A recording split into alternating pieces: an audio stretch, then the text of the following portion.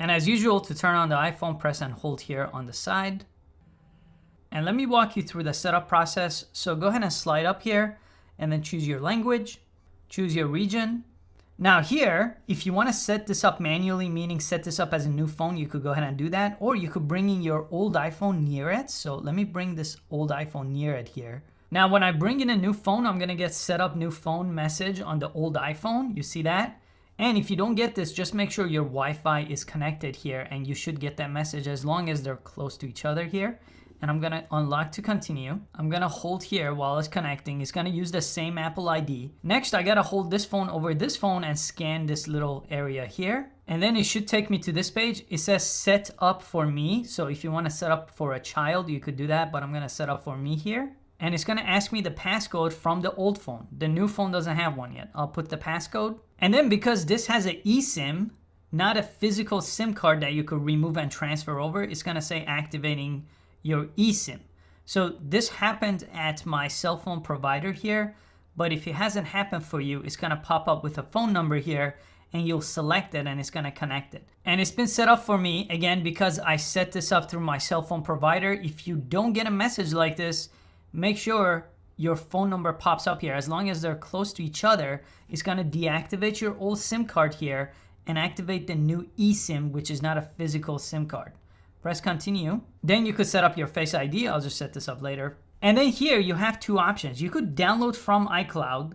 So that will make sure this phone uploads everything to iCloud. Even if you don't have enough space, it's going to give you enough space.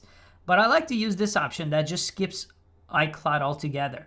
So I have Wi-Fi enabled here, but I'm not going to upload anything to iCloud. I'm going to choose this one. I'll go ahead and click it. I'll agree. And it says, make this your new iPhone. So it took everything from this phone and it's going to transfer it. It hasn't transferred yet, but I could go ahead and press continue here. And this whole time I'm making sure I keep this old iPhone near the new one so the transfer could take place here.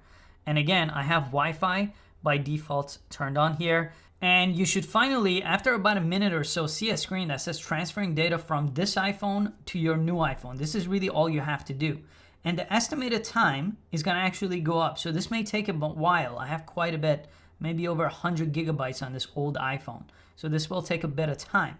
But in my experience, it's pretty close to the iCloud method with much less steps. You don't have to back up to iCloud here. It's just transferring physically from this phone to this phone.